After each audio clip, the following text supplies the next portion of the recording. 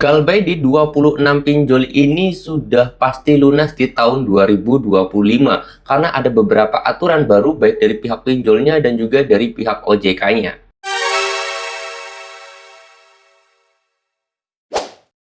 Assalamualaikum warahmatullahi wabarakatuh teman-teman semuanya. Pada kesempatan video kali ini saya ingin membahas tentang adanya beberapa pinjol bahkan sampai puluhan, yaitu sekitar 26 pinjol yang katanya itu bisa lunas secara otomatis di tahun 2025 karena ada aturan baru baik dari pemerintahan kita dan juga daripada pihak pinjolnya. Ya, kita sudah tahu lah ya, saya sendiri sudah sering bahas banget tentang adanya aturan baru di tahun 2025. Kalau kalian belum tahu aturan apa aja di tahun 2025, boleh cek aja video saya sebelumnya. Di situ sudah pernah saya bahas, teman-teman. Tetapi nanti kalau kalian pengen tahu juga nanti akan saya sedikit sepilkan. Dan di sini saya ingin sebutin ya beberapa pinjol tersebut yang katanya hutang kita itu akan lunas di tahun 2025. Di antaranya adalah Finplus, ada Kami, EasyCash, Kredivo, Akulaku, Shopee, Rupiah Cepat, Kredit Pintar, KTA Kilat, ada Pundi, Tunaiku, Pinjam Yuk, Bantu Saku, Kuatas, Julo, Pinjam Yuk, dan lain-lainnya, teman-teman semuanya.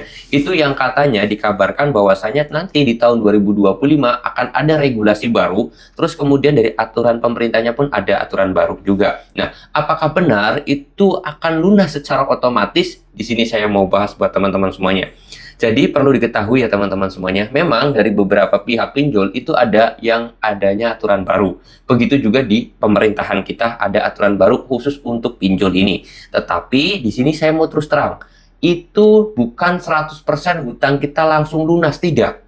Tidak teman-temannya, enggak 100% langsung hutang kita punya sangkutan hutang di beberapa pinjol yang tadi saya sebutin, terus hutang kita tiba-tiba lunas begitu aja, bukan. Tetapi ada mekanismenya, yaitu tentang sistem asuransi yang telah ditetapkan oleh pemerintah kita dan pinjol tersebut sudah menetapkan akan yang namanya asuransi. Nah, masalah asuransi ini teman-teman ya, perlu ada proses, bukan hanya sekedar kita ada asuransi terus kita lunas gitu, bukan. Tetapi di sini pemerintah itu, aturan dari pemerintahnya ya, semua pinjol wajib nantinya itu menggunakan sistem asuransi ya, dari pemerintahnya kita diwajibkan.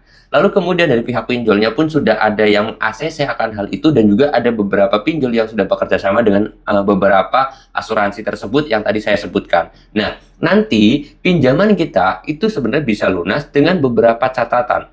Nah, dengan sistem asuransi tersebut ya, asuransinya namanya apa, Bang? Nama asuransinya adalah asuransi jiwa kredit, teman-teman. Jadi proses tersebut itu bisa asuransi akan mengcover 100% hutang kita kepada pihak pinjol. Jadi kita punya hutang 100 juta dengan bunganya 130 juta misalkan. Itu akan di-cover semuanya oleh pihak asuransi pada pihak pinjolnya. Jadi hutang kita nantinya lunas. Nah, dengan adanya sistem seperti itu memang bisa lunas secara otomatis, tetapi di sini adalah asuransi jiwa kredit. Artinya, memang ada beberapa faktor yang harus kita penuhi terlebih dahulu agar pihak asuransi tersebut mengcover semua pinjaman kita. Yaitu pertama, meninggal dunia. Ya, teman-teman semuanya. Yang kedua, ada juga asuransi yang mengatakan bahwa cacat seumur hidup dan orang tersebut tidak bisa bekerja lagi, nanti pihak asuransi yang akan mengcover itu semuanya. Jadi misalkan nih, nasabah tersebut diketahui punya hutang 150 juta dengan bunga dan yang lain-lain. Lalu kemudian ternyata nasabah tersebut sakit ataupun kena cacat ketika kerja, maka pihak asuransi tersebut akan membayarkan semua hutang nasabah tersebut. Seperti itu ya. Tetapi Bang, ada juga tuh yang bilang katanya kalau kita sudah galbay nih 5 bulan atau 6 bulan gitu kan, terus katanya asuransi akan langsung membayari dan hutang kita atau mengcover hutang kita. Itu tidak seperti itu, karena di sini namanya asuransi jiwa kredit, teman-teman ya. Kalau ada resiko nasabah, asuransi resiko nasabah galbay itu belum ada, teman-teman ya. Ini perlu diluruskan. Jadi banyak orang-orang itu nantinya tertipu dengan jasa joki. Kamu daftar asuransi aja, biar kamu nanti kalau galbay itu bakal di cover sama asuransi. Nanti saya daftarin deh asuransinya, biaya administrasinya 100.000. Saya minta foto KTP kamu sama selfie kamu bersama KTP. Kamu kirim, kamu transfer duitnya.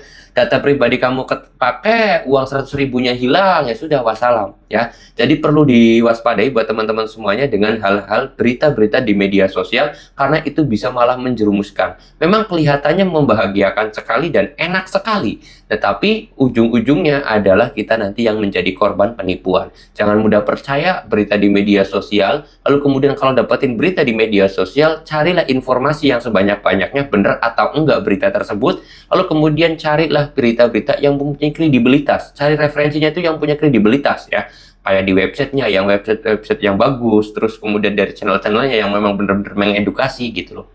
Terus kemudian yang keempat adalah, saya harap teman-teman semuanya jadi netizen yang smart, jadi masyarakat yang cerdas terhadap mengelola informasi, karena banyak sekali masyarakat kita yang tertipu karena tergiur menjadi hal yang sangat enak itu. Oke, mudah-mudahan video ini bisa mengedukasi dan bisa membuat teman-teman semuanya sadar bahwa di media sosial itu banyak sekali penipuan. Oleh sebab itu, saya titip pada teman-teman semuanya, hati-hati bermain media sosial, dan hati-hati buat teman-teman semuanya yang sekarang sedang cari rezeki, pengen banyak rezeki, pengen berkah rezekinya, tapi lupa terhadap sang pemberi rezeki. Saya mau tutup dulu video ini dengan kata Assalamualaikum warahmatullahi wabarakatuh.